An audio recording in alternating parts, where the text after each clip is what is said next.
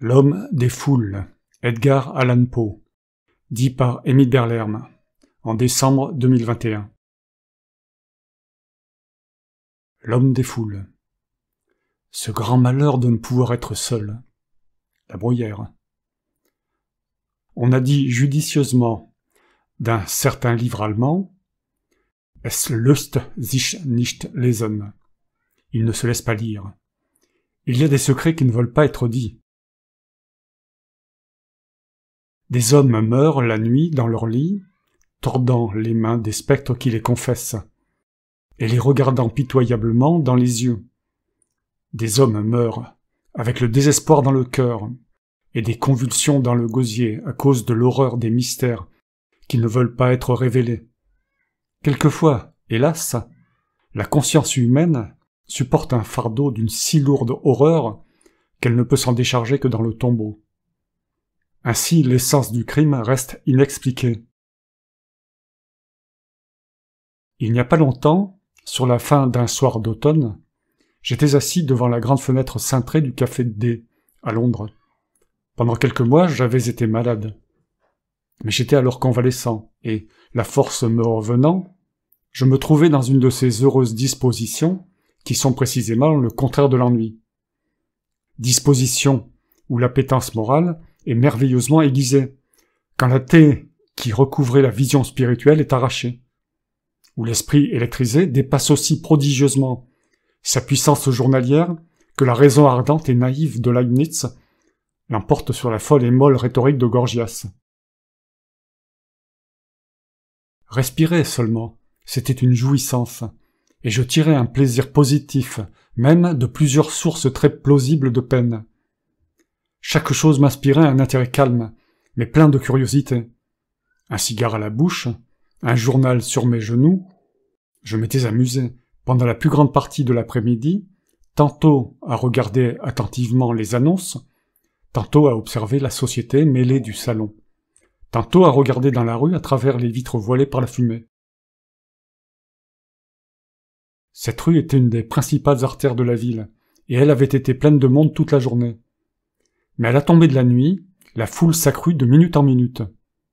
Et, quand tous les réverbères furent allumés, 2 courants de population s'écoulaient, épais et continus, devant la porte. Je ne m'étais jamais senti dans une situation semblable à celle où je me trouvais en ce moment particulier de la soirée. Et ce tumultueux océan de têtes humaines me remplissait d'une délicieuse émotion toute nouvelle. À la longue, je ne fis plus aucune attention aux choses qui se passaient dans l'hôtel, et m'absorbais dans la contemplation de la scène du dehors. Mes observations prirent d'abord un tour abstrait et généralisateur. Je regardais les passants par masse, et ma pensée ne les considérait que dans leur rapport collectif. Bientôt, cependant, je descendis au détail, et j'examinai avec un intérêt minutieux les innombrables variétés de figures, de toilettes, d'air, de démarches, de visages et d'expressions physionomiques. Le plus grand nombre de ceux qui passaient avaient un maintien convaincu et propre aux affaires, et ne semblaient occupés qu'à se frayer un chemin à travers la foule. Ils fronçaient les sourcils et roulaient les yeux vivement. Quand ils étaient bousculés par quelques passants voisins, ils ne montraient aucun symptôme d'impatience, mais rajustaient leurs vêtements et se dépêchaient.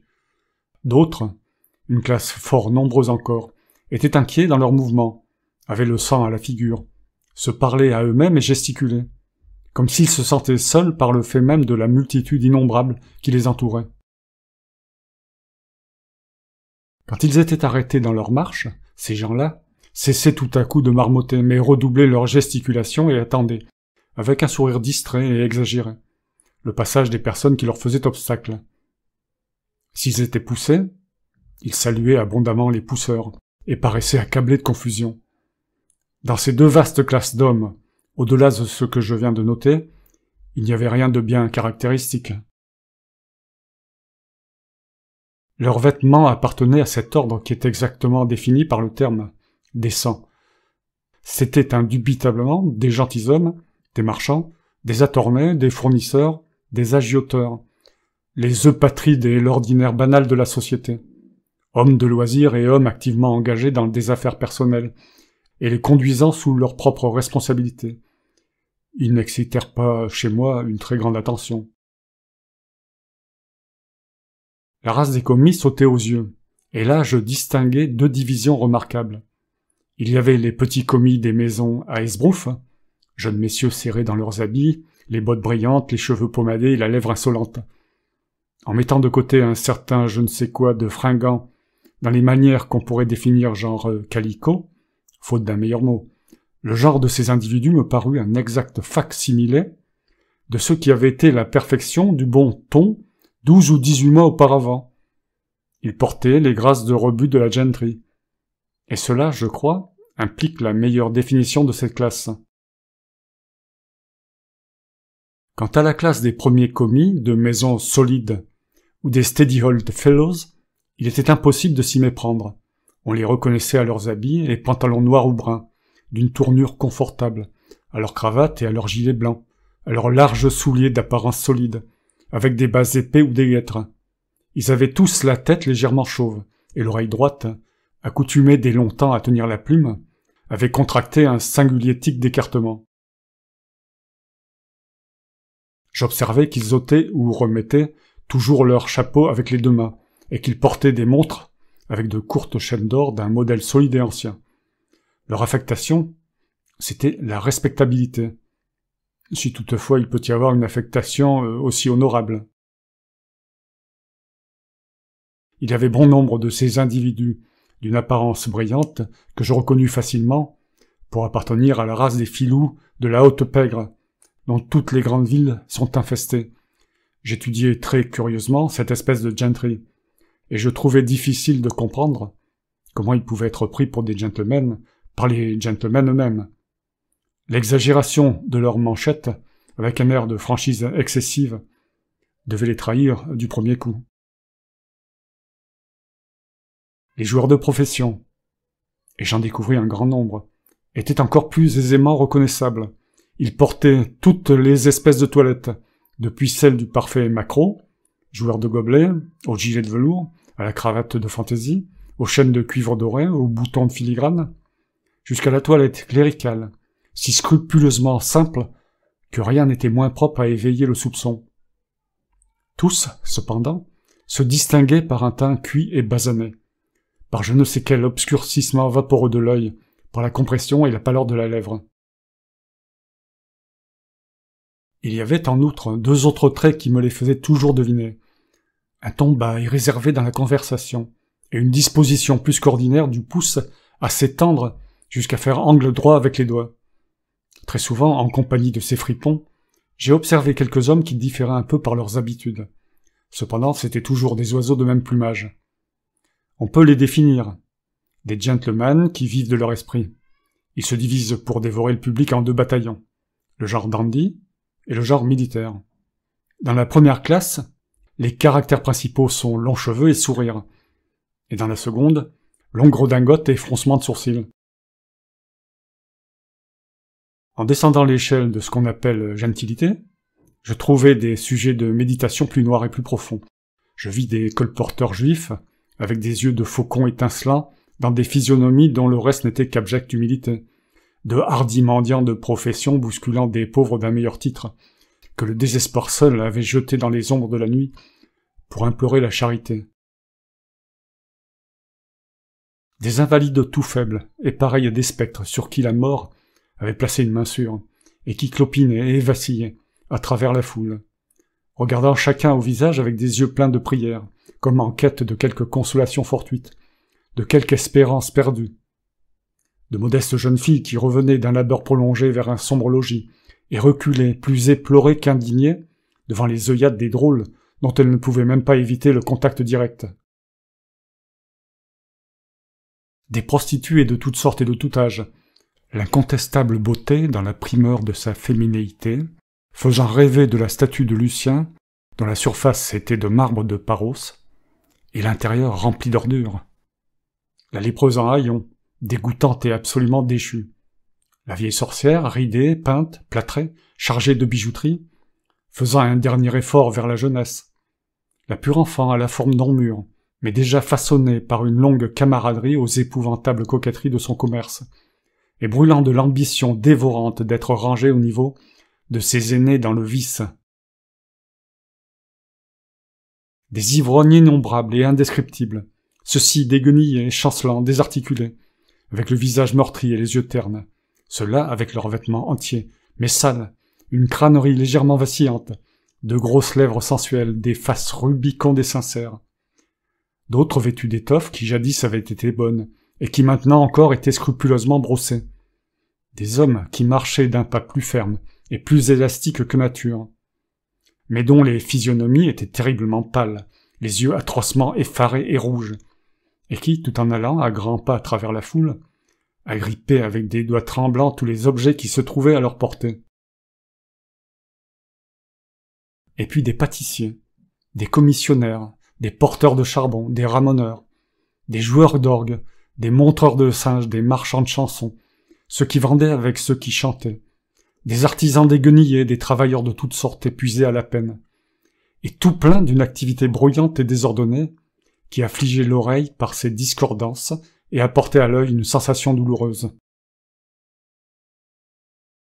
À mesure que la nuit devenait plus profonde, l'intérêt de la scène s'approfondissait aussi pour moi, car non seulement le caractère général de la foule était altéré, ses traits les plus nobles s'effaçant avec la retraite graduelle de la partie la plus sage de la population, et les plus grossiers venant plus vigoureusement en relief, à mesure que l'heure plus avancée tirait chaque espèce d'infamie de sa tanière. Mais les rayons des becs de gaz, faibles d'abord quand ils luttaient avec le jour mourant, avaient maintenant pris le dessus et jeté sur toute chose une lumière étincelante et agitée. Tout était noir, mais éclatant, comme cette ébène à laquelle on a comparé le style de Tertullien. Les étranges effets de la lumière me forcèrent à examiner les figures des individus, et bien que la rapidité avec laquelle ce monde de lumière fuyait devant la fenêtre m'empêcha de jeter plus d'un coup d'œil sur chaque visage, il me semblait toutefois que, grâce à ma singulière disposition morale, je pouvais souvent lire dans ce bref intervalle, d'un coup d'œil, l'histoire de longues années. Le front collé à la vitre, j'étais ainsi occupé à examiner la foule, quand soudainement apparut une physionomie, celle d'un vieux homme décrépit de 65 à 70 ans. Une physionomie qui tout d'abord arrêta et absorba toute mon attention, en raison de l'absolue idiosacrasie de son expression. Jusqu'alors je n'avais jamais rien vu qui ressemblât à cette expression, même à un degré très éloigné. Je me rappelle bien que ma première pensée, en le voyant, fut que Retsch, s'il avait contemplé, l'aurait grandement préféré aux figures dans lesquelles il a essayé d'incarner le démon. Comme je tâchais, durant le court instant de mon premier coup d'œil, de former une analyse quelconque du sentiment général qui m'était communiqué, je sentis s'élever confusément et paradoxalement dans mon esprit les idées de vaste intelligence, de circonspection, de lésinerie, de cupidité, de sang-froid, de méchanceté, de soif sanguinaire, de triomphe, d'allégresse, d'excessive terreur, d'intense et suprême désespoir. Je me sentis singulièrement éveillé, saisi, fasciné. Quelle étrange histoire, me dis-je à moi-même, est écrite dans cette poitrine. Il me vint alors un désir ardent de ne pas perdre l'homme de vue, d'en savoir plus long sur lui. Je mis précipitamment mon paletot, je saisis mon chapeau et ma canne, je me jetai dans la rue, et me poussai à travers la foule dans la direction que je lui avais vu prendre, car il avait déjà disparu. Avec un peu de difficulté, je parvins enfin à le découvrir. Je m'approchai de lui et le suivis de très près, mais avec de grandes précautions, de manière à ne pas attirer son attention. Je pouvais maintenant étudier commodément sa personne. Il était de petite taille, très maigre et très faible en apparence. Ses habits étaient sales et déchirés. Mais comme il passait de temps à autre dans le feu éclatant d'un candélabre, je m'aperçus que son linge, quoique sale, était d'une belle qualité. Et si mes yeux ne m'ont pas abusé, à travers une déchirure du manteau, évidemment achetée d'occasion, dont il était soigneusement enveloppé, j'entrevis la lueur d'un diamant et d'un poignard.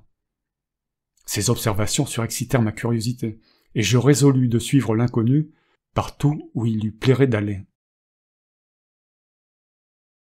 Il faisait maintenant tout à fait nuit, et un brouillard humide et épais s'abattait sur la ville, qui bientôt se résolut en une pluie lourde et continue. Ce changement de temps eut un effet bizarre sur la foule, qui fut agitée tout entière d'un nouveau mouvement, et se déroba sous un monde de parapluies. L'ondulation, le coudoiement, le brouhaha devinrent 10 fois plus forts. Pour ma part, je ne m'inquiétais pas beaucoup de la pluie. J'avais encore dans le sang une vieille fièvre aux aguets, pour qui l'humidité était une dangereuse volupté. Je nouai un mouchoir autour de ma bouche et je tins bon. Pendant une demi-heure, le vieux homme se fraya son chemin avec difficulté à travers la grande artère, et je marchais presque sur ses talons dans la crainte de le perdre de vue. Comme il ne tournait jamais la tête pour regarder derrière lui, il ne fit pas attention à moi. Bientôt il se jeta dans une rue traversière qui, bien que remplie de monde, n'était pas aussi encombrée que la principale qu'il venait de quitter. Ici, il se fit un changement évident dans son allure. Il marcha plus lentement, avec moins de décision que tout à l'heure, avec plus d'hésitation. Il traversa et retraversa la rue fréquemment, sans but apparent, et la foule était si épaisse qu'à chaque nouveau mouvement j'étais obligé de le suivre de très près. C'était une rue étroite et longue, et la promenade qu'il y fit dura près d'1 heure, pendant laquelle la multitude des passants se réduisit graduellement, à la quantité de gens qu'on voit ordinairement à Broadway, près du parc, vers midi. Tant est grande la différence entre une foule de Londres et celle de la cité américaine la plus populeuse. Un second crochet nous jeta sur une place brillamment éclairée et débordante de vie. La première manière de l'inconnu reparut. Son menton tomba sur sa poitrine, et ses yeux roulèrent étrangement sous ses sourcils froncés, dans tous les sens, vers tous ceux qui l'enveloppaient. Il pressa le pas régulièrement, sans interruption. Je m'aperçus toutefois avec surprise, quand il eut fait le tour de la place, qu'il retournait sur ses pas. Je fus encore bien plus étonné de lui voir recommencer la même promenade plusieurs fois. Une fois, comme il tournait avec un mouvement brusque, je faillis être découvert. À cet exercice, il dépensa encore 1 heure, à la fin de laquelle nous fûmes beaucoup moins empêchés par les passants qu'au commencement. La pluie tombait drue, l'air devenait froid, et chacun rentrait chez soi. Avec un geste d'impatience, l'homme errant passa dans une rue obscure, comparativement déserte. Tout le long de celle-ci, un quart de mille à peu près, il courut avec une agilité que je n'aurais jamais soupçonnée dans un être aussi vieux. Une agilité telle que j'eus beaucoup de peine à le suivre. En quelques minutes, nous débouchâmes sur un vaste et tumultueux bazar. L'inconnu avait l'air parfaitement au courant des localités, et il reprit une fois encore son allure primitive, se frayant un chemin, çà et là, sans but, parmi la foule des acheteurs et des vendeurs. Pendant 1 heure et demie, à peu près, que nous passâmes dans cet endroit, il me fallut beaucoup de prudence pour ne pas le perdre de vue sans attirer son attention. Par bonheur, je portais des claques en caoutchouc, et je pouvais aller et venir sans faire le moindre bruit. Il ne s'aperçut pas un seul instant qu'il était épié. Il entrait successivement dans toutes les boutiques, ne marchandait rien, ne disait pas un mot, et jetait sur tous les objets un regard fixe, effaré, vide.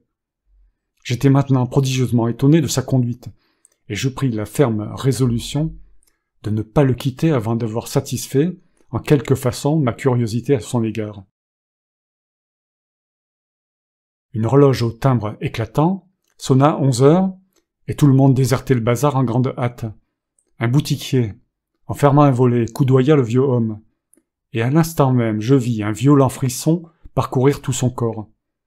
Il se précipita dans la rue, regarda un instant avec anxiété autour de lui, puis fila avec une incroyable vélocité à travers plusieurs ruelles, tortueuses et désertes, jusqu'à ce que nous aboutîmes de nouveau à la grande rue d'où nous étions partis, la rue de l'Hôtel-D.